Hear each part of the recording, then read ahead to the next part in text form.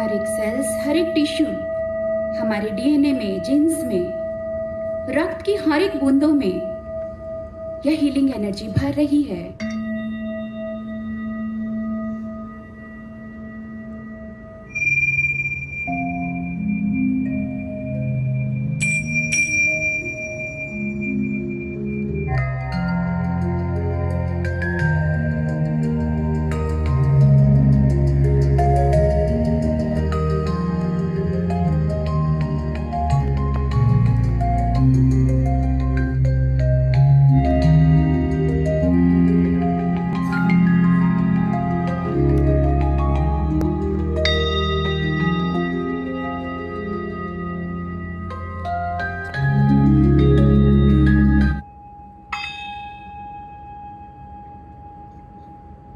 अपने ध्यान के लिए, खुद के लिए, आज के दिन के लिए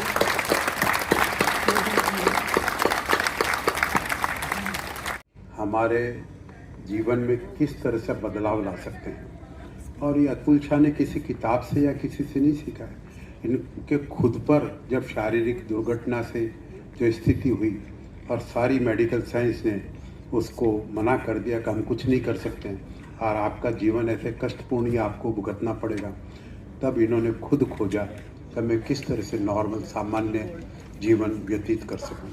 उसको उन्होंने जन जन तक पहुंचाने का एक कठोर निर्णय लिया। अपने खुद के स्वार्थ को छोड़ करके जन कल्याण के लिए उस ज्ञान को सब तक पहुंचा रहे हैं।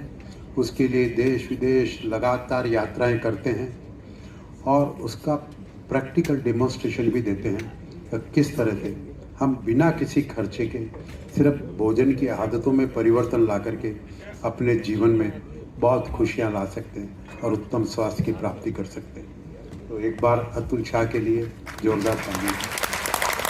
और इतना सुंदर कार्यक्रम का आयोजन किया और साथ ही साथ एक गंभीर विषय को मेडिटेशन के साथ जोड़कर मुझे आमंत्रित किया यहाँ पर, उसके लिए मैं तहे दिल से महेश भाई का धन्यवाद करना चाहूँगा।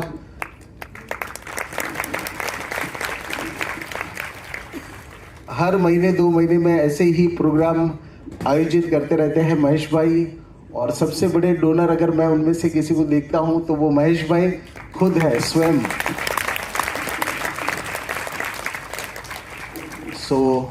समाज के परिवर्तन के लिए इस तरीके के कार्यक्रम और होते रहे और ज़्यादा से ज़्यादा लोग इसका बेनिफिट ले, तो यही इसका एक उद्देश्य है। और आज जिस तरीके से हम ध्यान से आनंद, जीवन में आनंद के लिए ध्यान होना बहुत ज़रूरी है, और श्वेता जी ने बहुत सुंदर तरीके से अभी इस बात को प्रस्तुत किया। लेकिन साथ ही साथ आज एक और गंभीर विषय पर हम बात करेंगे और वो विषय है स्वास्थ्य। कैंसर हॉस्पिटल टाटा का 3 महीने की वेटिंग, 3 months। मतलब आप विचार कीजिए, अगर मैं केवल अपने देश की बात करूं, भारत की बात करूं, तो हम ऑलरेडी डायबिटीज का कैपिटल बन चुके हैं। दूसरे नंबर पर हम पिछले 5 साल पहले इनफर्टिलिटी का कैपिटल बन चुके हैं। तीसरे नंबर पर 1 साल पहले ऑफिशियली हम कैंसर कैपिटल बन गए पूरी दुनिया का। और हाल ही में आप सभी लोगों ने वो वायरल वीडियोस देखे होंगे हार्ट अटैक के। 23 साल की लड़की स्टेज पे डांस कर रही थी, परफॉर्म कर रही थी, ऑन द स्पॉट खत्म हो गई। लेटेस्ट अभी उस व्यक्ति का आपने वीडियो देखा होगा जो एक्सरसाइज कर रहे थे सुबह सुबह 5:30 बजे और ऑन द स्पॉट कोलैप्स हो गए। सो हार्ट अटैक और कार्डियक अरेस्ट ये 2 अलग चीजें हैं। हार्ट अटैक में 70% चांसेस होते हैं सर्वाइवल के, लेकिन कार्डियक अरेस्ट में क्या होता है, तो आपका इलेक्ट्रिकल सिस्टम फेल हो जाता है और उसमें चांसेस जो है वो 90% नहीं होते हैं, 10% चांसेस होते हैं सर्वाइवल के। हमारा हेल्दी रहना, स्वस्थ रहना, ये किसकी जिम्मेदारी है? हमारी या हमारे डॉक्टर की?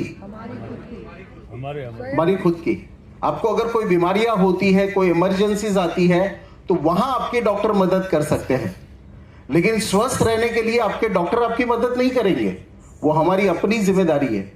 मैं ये नहीं कह रहा हूं कि डॉक्टर के पास नहीं जाना है, लेकिन हेल्दी रहना ये डॉक्टर की नहीं, ये हमारी अपनी जिम्मेदारी है। दुनिया के सारे पशु प्राणी हम इंसान की तरह ना तो बीमार पड़ते हैं, ना कभी हमारी तरह उनको इमरजेंसीज आती है। आपने जिंदगी में कभी किसी जानवर को बीमार होते हुए नहीं देखा होगा, और अगर देखा हो तो वो जरूर इंसानों के बीच रहता होगा और हमारा दिया हुआ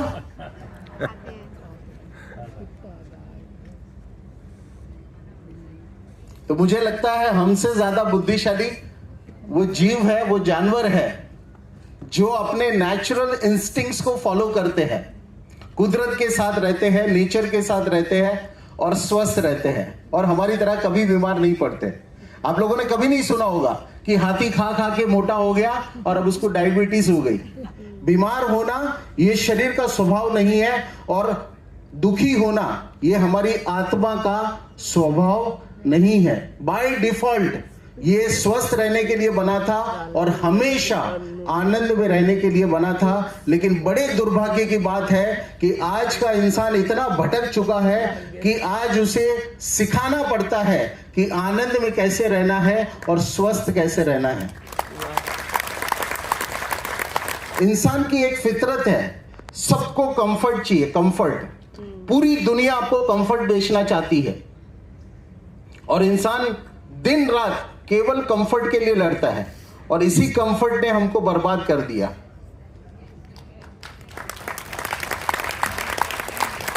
हम कभी कंफर्ट के लिए डिजाइन नहीं हुए थे, हम कुदरत के साथ रहने के लिए, नेचर के साथ रहने के लिए डिजाइन हुए थे। हमने जबरदस्ती इतना विकास करके अपने आप को बहुत ज्यादा स्ट्रेस में डाल दिया, और इसीलिए आज दिन रात सेमिनार चलते हैं लोगों के स्ट्रेस कम करने के लिए। केवल एक इंसान है इस धरती पर जो हाथ की घड़ी देखकर खाना खाता है, बाकी दुनिया के सारे जीव केवल अपनी पेट की घड़ी को देखकर खाते हैं। सो स्ट्रेस मैनेजमेंट करना ये बहुत जरूरी है। जैसे दुनिया के सारे जीव स्ट्रेस मैनेजमेंट करते हैं नेचर के साथ, वैसे ही हमें भी नेचर के साथ स्ट्रेस को मैनेज करना सीख लेना चाहिए। डायबिटीज है, सबको मालूम है कि भविष्य में उनकी किडनी डैमेज होगी या उनकी आंखें डैमेज होगी। जिनको बीपी है उनको सबको पता है कि भविष्य में हार्ट अटैक होगा या फिर सीधा ब्रेन स्ट्रोक होगा। ये बात तो पता है ना आपको। तो हर बीमारी का अपना फ्यूचर कॉम्प्लिकेशन साथ में आता है, और अगर हमारा शरीर हमें चेतावनी देता है तो हमें तुरंत क्या बदलाव करने चाहिए, क्या एक्शन लेने चाहिए, अपने खान पान में क्या सुधार करने चाहिए, इस पे बात करते हैं। पूरा खेल है वात, पित्त और कफ का। दुनिया में 90% बीमारियों को केवल आहार में छोटे छोटे बदलाव करके घर बैठे बैठे ठीक किया जा सकता है। आप कैंसर को भी ठीक कर सकते हैं घर बैठे बैठे। डायबिटीज, बीपी तो बहुत मामूली चीज है, थायराइड को रिवर्स करना बहुत मामूली चीज है। देखिए ना, एक मजे की बात बताता हूं। प्रॉब्लम खाने पीने में है, लाइफस्टाइल में, उससे बीमारियां आ रही है। और जैसे हम बीमार पड़ते हैं तो हम चले जाते हैं शरीर को मॉडिफाई करने के लिए। जब आप दवाइयां खाते हैं तो आप अपनी सिस्टम को मॉडिफाई करते हैं। जब आप सर्जरी करवाते हैं तो आप अपनी बॉडी को मॉडिफाई करते हैं। तो मैं ये कहना चाहता हूं कि सिस्टम को मॉडिफाई नहीं करना है, बॉडी को मॉडिफाई नहीं करना है, बॉडी को ठीक नहीं करना है, ठीक सिर्फ खाने पीने की आदतों को करना है।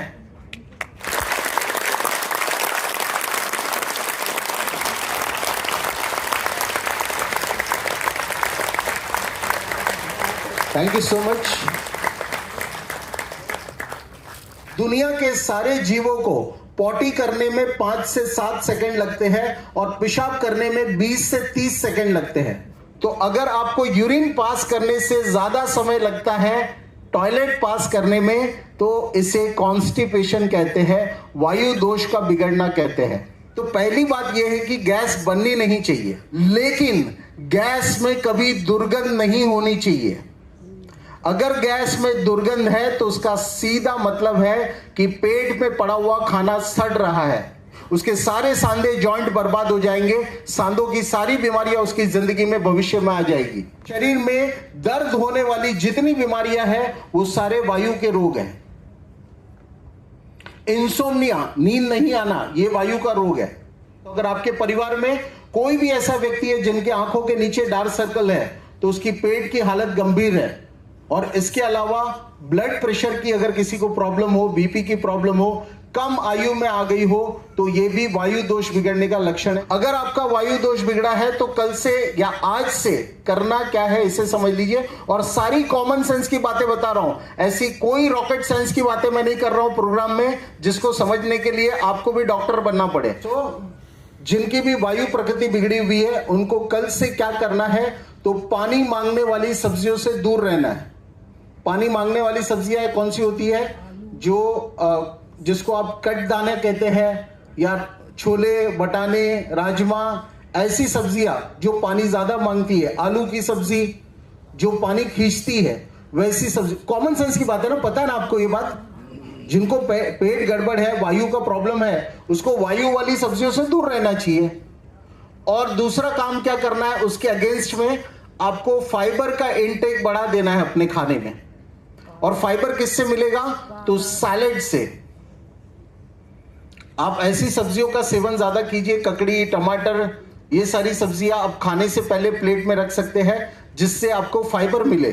जिनका वायु दोष बिगड़ा हुआ है, एक और वो काम कर सकते हैं, सुबह सुबह 2-4 ग्लास गुनगुना पानी पीना शुरू कर सकते हैं। एक पार्टिसिपेंट रिसेंटली आए थे मेरे पास, निखिल कांटावाला उनका नाम है, और वो व्यक्ति मुंबई में एक उनका सिंगिंग का प्रोफेशनल बैंड है, उनका ग्रुप है। 33 साल से इम्यूनो सप्रेसेंट खा रहे थे, यानी उनको एंकोलाइसिस स्पॉन्डिलाइटिस था, और उनकी नेक जो है वो स्टिफ हो चुकी थी, जिसको बोलते हैं बैम्बू स्पाइन। मतलब उनका गला ऐसे घूमता नहीं था, उनको कुछ बात करनी है तो ऐसे घूमते थे और ऐसे बात करते थे। 33 साल से एंकोलाइसिस स्पॉन्डिलाइटिस था, ऑटो इम्यून डिसऑर्डर है, और 33 साल से रोज की 14-15 गोलियां खाते थे। उसमें इम्यूनो सप्रेसेंट भी थी, जिसको एक लाइफ सेविंग ड्रग की कैटेगरी में लिया जाता है। 10 दिन के लिए मेरे पास आए प्रोग्राम में, और एक तपस्या की, फास्टिंग किया, फ्रूट फास्टिंग, जूस फास्टिंग किया, और 10 दिन में वो दवाई बंद हो गई। आज उस बात को 1.5 साल हो चुके हैं, पूरी दवाइयां टोटली बंद है, और एक भी सिंगल गोली अब चालू नहीं है। और दवाई बंद करना ये बड़ी बात नहीं है। 10 दिन के फास्टिंग के बाद उनका जो नेक का स्टिफनेस था वो खत्म हो गया, इन्फ्लेमेशन खत्म हो गया, दर्द खत्म हो गया, और अब वो अपने पूरे नेक को घुमा सकते हैं यहां से वहां। 33 साल की पीड़ा खत्म हो गई। लीवर को एम्पावर करने की जरूरत है। आपके शरीर का सबसे बड़ा ऑर्गन जो दोनों मुख्य काम देखता है, डिटॉक्स भी और डाइजेशन भी, उसको कहते हैं लीवर। तो सनलाइट में बैठना शुरू करना पड़ेगा। और दुनिया के सारे पशु प्राणी अपनी बैक से सनलाइट लेते हैं, अपनी स्पाइन से, और हमको भी अपनी खिड़कियों में, घर में, टेरेस पे, जहां पर भी धूप मिलती है, दिन में 10 से 15 मिनट आपको धूप में बैठना चाहिए, बैक को एक्सपोज करके। सेकेंड दोष की तरफ आगे बढ़ते हैं, और वो है पित्त दोष।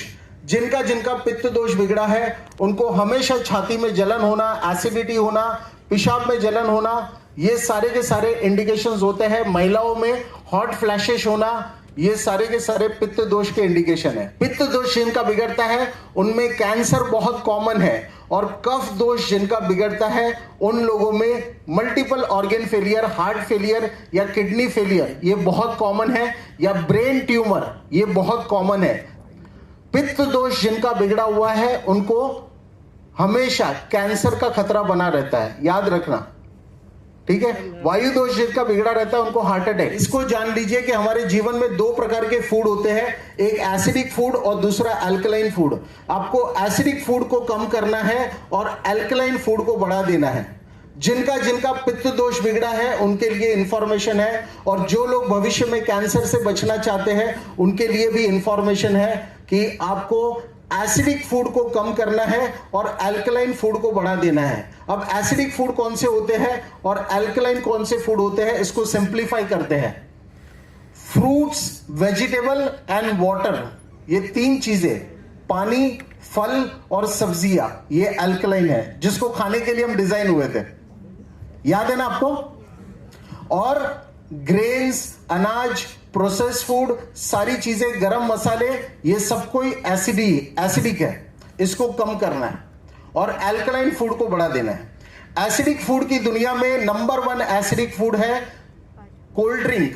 किसी का दांत टूटा हो, जमीन में डाल दीजिए तो हजारों साल तक नहीं गलेगा, लेकिन उसे कोल्ड ड्रिंक की बोतल में डाल दीजिए तो 7 दिन के अंदर वो गल जाएगा। तो आपके घरों में नंबर 1 एसिडिक फूड अगर कोई है तो वो शुगर है। पूरी रात जब आप उपवास करते हैं, सबसे लंबा उपवास आप रात को करते हैं बाय डिफॉल्ट, इसीलिए सुबह के नाश्ते को क्या कहते हैं बताइए आप लोग? ब्रेकफास्ट। जब आप फास्ट को ब्रेक करते हैं तो सुबह सुबह आपके अंदर के पुर्जे जो है इंतजार करते हैं कि मेरे मालिक उठ गए, अब मुझे सुबह सुबह अमृत भेजेंगे वो। लेकिन उसे नहीं पता पुर्जों को कि मालिक इतना बेवकूफ हो चुका है, भटक चुका है, मूर्ख हो चुका है कि वो सुबह सुबह एक जहर का प्याला बनाएगा और अपने शरीर में डालेगा। कोई दुश्मन के साथ भी ऐसा व्यवहार ना करे। ध्यान से सुनिए, कफ दोष बहुत इंपॉर्टेंट है। जैसे 70% लोगों के वायु दोष बिगड़े हैं, वैसे ही यहां बैठे हुए कम से कम 50% लोगों के कफ दोष बिगड़े हुए हैं। कफ दोष जब बिगड़ता है तो उसका सबसे पहला लक्षण होता है हर सुबह उठना और गले से खरखर करके बलगम थूकना।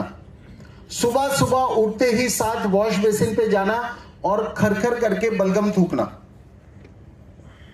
इसके अलावा सुबह उठते ही साथ आंखों में बलगम आना, म्यूकस पीले रंग का, यह कभी नहीं आना चाहिए। अगर आपको आता है तो आप जाके चेक करवाइए, आपको ऑलरेडी फैटी लिवर हो चुका होगा। फैटी लिवर यह भी कफ दोष का ही रोग है।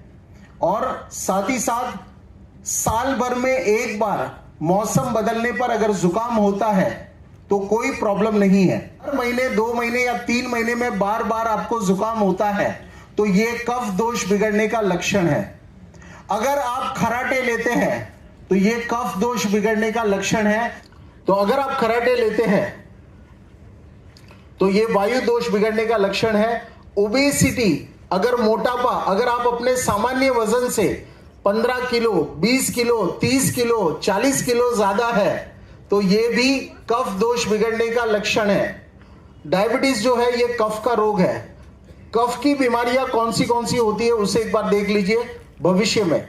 नाभि के ऊपर की सारी बीमारियां कफ के रोगों में आती है। सबसे पहले फैटी लिवर, उसके बाद डायबिटीज, उसके बाद अस्थमा, ब्रोंकाइटिस, साइनस, उसके बाद हार्ट में कोलेस्ट्रॉल, ब्लॉकेज, ये कफ का रोग, उसके बाद साइनस, ये कफ का रोग, उसके बाद थायराइड, अगर किसी को थायराइड है यहाँ पर हॉल में तो ये कफ का रोग है। उससे ऊपर आते हैं तो ENT प्रॉब्लम्स, कान की, आंखों की, थ्रोट की प्रॉब्लम्स, ये सारे कफ के रोग। उससे ऊपर आते हैं तो ब्रेन ट्यूमर, ये कफ का रोग।